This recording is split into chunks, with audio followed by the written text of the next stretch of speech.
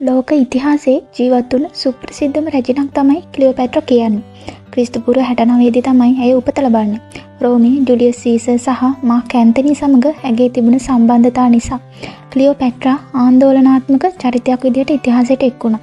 රැජිනක් විදිහට අපි දැහින් දකින යුගයක හිටියේ නැති වුණත් ක්ලියෝපැට්‍රා තවමත් කාතරත් ජනප්‍රිය චරිතයක්. වයස අවුරුදු 17 දී සියසුනට පත් වුණ ඇය අවුරුදු 39 දී මිය ගියා. ඇය භාෂා 9ක් කතා කරා. සිහින ලෝකයේදී හරි ක්ලියෝපැට්‍රාව දිනා ගන්න හැකිනම් කොච්චර අගනේද කියලා හිතන තරමටම මේ පාරා රැජින සුන්දර බවයි සඳහන් වෙන්නේ. ක්ලියෝපැට්‍රා හා ජුලියස් සීසර් ප්‍රේම වෘතාන්තය, මාක් ඇන්තනි ප්‍රේම වෘතාන්තය ප්‍රේමයේ යනු කිමයි ලොවට කියාපයි. එහෙත් ඇය ලොවට වස්තු විෂය වන්නේ සරාගේ පෙම් වෘතාන්ත මවන්නේක ලෙසින් පමණක් නෙවෙයි. ප්‍රේමයට අමතරව ඇයගේ රණකාමීත්වය, බලකාමී රූප සම්පත්තිය, බුද්ධිය, උගත්කම නිසාම ඇගේ නාමය යුග යුග රැව් පිළිරැව් දෙයි. ඊජිප්තු වැල්ලේ බොහෝ රැජිනන්ගේ තොරතුරු සැඟව ගියත් අදටත් ක්ලියෝපැට්‍රාගේ නම අමරණීයයි. ෂේක්ස්පියර් වැනි මහා කලාකරුවන් ඇය නාට්‍යයට, කවියට, සිතුවමට, ඔපෙරාවට විෂයක් කරගත්තා. විසිවන සියවසේදී ඇගේ ආදර කතා සිනමාවට පවා නැගුණා. බොහෝ රූපලාවන්‍ය නිෂ්පාදනවල ඇගේ රුව වෙළඳ ලකුණක් විදිහට යොදාගෙන තියෙනවා.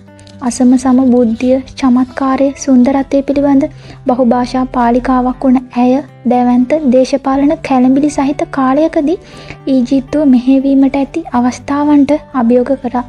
හුදෙක් රැජිනකට වඩා වැඩි යමක් තිබූ ඇය දේශපාලන ඍෂිවරියක් වගේම රාජකීය අලංකාරය හා අනගි භවනීය ආත්මයක් ජීවිතයට ගෙනා. ඇය අදටත් ඊජිප්තු සුන්දරත්වයේ ප්‍රතිමූර්තියයි. ඒත් ක්ලියෝපැට්‍රා රැජින දැක්කම අපිට ඉස්සෙල්ලම හිතට එන්නේ මොනවද?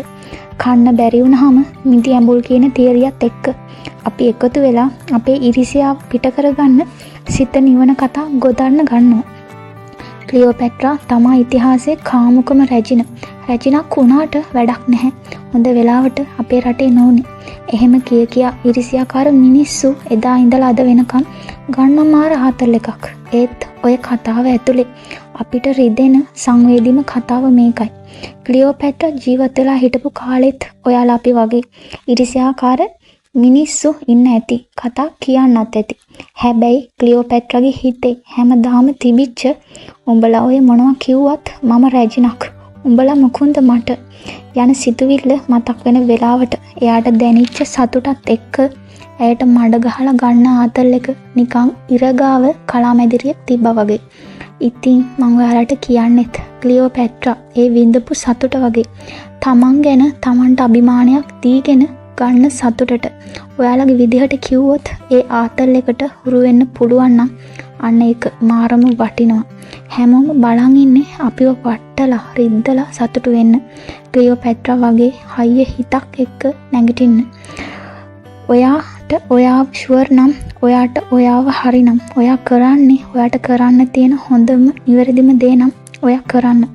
ජීවිතේ ඔයාගේ කාටවත් ඔයාගේ සතුට නැති කරන්න පුංචිම ඉඩක්වත් තියන්න එපා. ඔයාලා හැමෝටම සුබ දවසක්.